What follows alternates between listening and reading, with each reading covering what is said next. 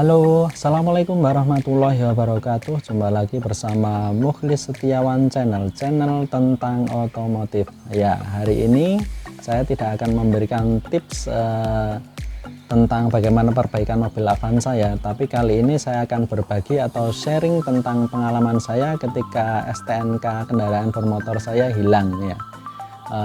Persyaratan apa saja yang dibutuhkan ketika STNK kita hilang, dan alurnya bagaimana cara mengurus STNK yang hilang atau duplikat STNK di Samsat. Simak video dari Mukhlis Setiawan channel ya. Dan pada video kali ini saya tidak akan mengupload dokumen apa saja yang sudah saya dapatkan ketika saya mengurus STNK yang hilang ya, karena diblokir ya atau di take down oleh pihak YouTube ya. Oke, tips yang pertama yaitu 1. KTP pemilik kendaraan bermotor ya. Yang kedua, fotokopi STNK kendaraan bermotor yang hilang. Yang ketiga, BPKB asli tentunya ya. Setelah itu kita fotokopi ya masing-masing 5 lembar untuk persiapan kita mengumpulkan berkas nanti di Samsat. Setelah itu kita langsung menuju ke kepolisian setempat ya, atau polsek setempat atau polrestabes setempat untuk meminta surat laporan kehilangan dari kepolisian bahwa STNK kendaraan bermotor kita hilang. Nah, setelah mendapatkan surat laporan kehilangan dari kepolisian, setelah itu kita menuju ke tempat pelayanan BPKB ya, atau kantor BPKB. Kalau di Semarang ya di Lamper. Kita di sana iklan ya, jangan lupa kita iklankan. Kebetulan tempat pengiklanan STNK itu berada di depannya kantor pelayanan BPKB ya. Kita iklankan selama 2 hari. Nah, setelah kita iklankan, kita mendapatkan kwitansi pembayaran bahwa STNK tersebut sudah dilaporkan atau dicetak di media cetak ya, surat kabar. Setelah mendapatkan kwitansi itu, kita baru mengurus legalisir surat laporan kehilangan tersebut di kantor pelayanan BPKB.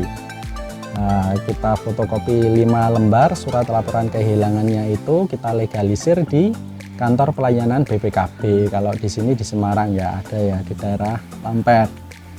Nah, setelah kita legalisir, kita langsung jangan buru-buru meninggalkan kantor pelayanan BPKB, tetapi kita meminta surat keterangan ya, bahwa kendaraan bermotor tersebut tidak terlibat tindak pidana ya. Jadi menerangkan bahwa nanti kita mendapatkan surat keterangan bahwa kendaraan bermotor dengan plat nomor bla bla bla bla bla tidak terlibat tindak pidana untuk pencurian, untuk kegiatan yang negatif. Itu nanti kita mendapatkan surat keterangan. Nah, setelah kita mendapatkan legalisir dan juga surat keterangan kendaraan bermotor tidak terlibat tindak pidana, barulah kita nanti menuju ke Samsat, setempat ya, untuk melakukan cek fisik. Nah, cek fisik kendaraan bermotor yang akan kita urus STNK-nya ya. Setelah itu, setelah kita melakukan cek fisik dengan digesek ya, nomor rangkanya dan nomor mesinnya, kita mendapatkan berkas. Berkas itu dari petugasnya, atau mengumpulkan berkas di berkas loket cek fisik. Nah, di situ kita menyerahkan bukti cek fisik di loket cek fisik, dan itu dilayani oleh Bapak Kepolisian. Setelah mengumpulkan berkas di loket cek fisik, kita diverifikasi ya berkas-berkas kita.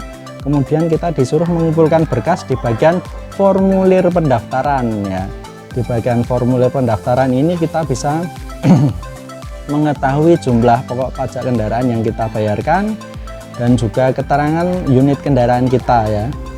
Setelah itu kita jangan buru-buru masuk ke kantor Samsat, karena kita nanti akan, ketika kita masuk di kantor Samsat, kita diminta untuk membuat surat pernyataan permohonan STNK duplikat bermaterai. Nah, kita tidak usah repot-repot membuat surat pernyataan. Bagaimana sih formatnya, bagaimana caranya sih? Nah, di Samsat itu disediakan surat pernyataan bahwa permohonan duplikat STNK bermaterai 10.000. Kita membeli di sana disediain ya. Nah, kita tinggal membeli di Samsat. Setelah kita mengisi surat permohonan duplikat STNK yang bermaterai kita tanda tangani, setelah beres berkas tersebut kita kumpulkan di bagian permohonan duplikat STNK. Kita kumpulkan di bagian loket duplikat STNK. Nah, nanti akan dicek persyaratannya sudah memenuhi atau belum, berkas-berkasnya sudah komplit atau belum di bagian itu. Setelah sekiranya sudah komplit dan sudah betul, kita melakukan langkah selanjutnya, kita akan melakukan pembayaran di loket BRI yang tujuannya untuk melakukan pembayaran duplikat STNK. Adapun besarannya tergantung masing-masing Samsat ya. Kalau di Semarang itu membayarnya duplikat STNK itu sekitar 100.000 ya. Nah, setelah kita melakukan pembayaran di loket BRI, kita disuruh balik lagi mengumpulkan berkas di loket supervisi. Setelah kita pembayaran, terus berkas diserahkan ke kita terus mengumpulkan berkas di loket supervisi. Nah, nanti juga akan dicek berkas-berkas kelengkapannya apakah sudah memenuhi persyaratan untuk duplikat STNK atau belum, nanti dicek di bagian loket supervisi. Setelah dirasa sudah, berkas tersebut akan diserahkan ke kita dan kita akan menyerahkan berkas yang sudah selesai tersebut diverifikasi ke loket bagian fiskal. Nah, setelah dicek lagi di bagian loket fiskal, kita melakukan pembayaran PNPB atau pembayaran pajak ya. Nah, besarannya juga tergantung di Samsat panjenengan masing-masing. Setelah melakukan pembayaran PNPB, kita melakukan pembayaran pajak kendaraan bermotor. Biasanya kalau di Semarang nanti ada loket Bank Jateng ya. Kita melakukan pembayaran lagi pajak pokok kendaraan bermotor. Dan setelah kita melakukan pembayaran pajak kendaraan bermotor di Bank Jateng, kita menunggu setelah bayar nanti kita akan mendapatkan sebuah berkas ya, cetak STNK yang sudah jadi kita bayar tadi. Setelah itu kita kumpulkan di loket bagian pembuatan plat ya, plat kendaraan bermotor. Kita kumpulkan di loket bagian plat kendaraan bermotor. Setelah itu kita menunggu bahwa proses pencetakan plat kendaraan bermotor sudah jadi apa belum. Setelah kita dipanggil dan kita akan diberi plat nomor yang baru dan juga STNK yang baru ya.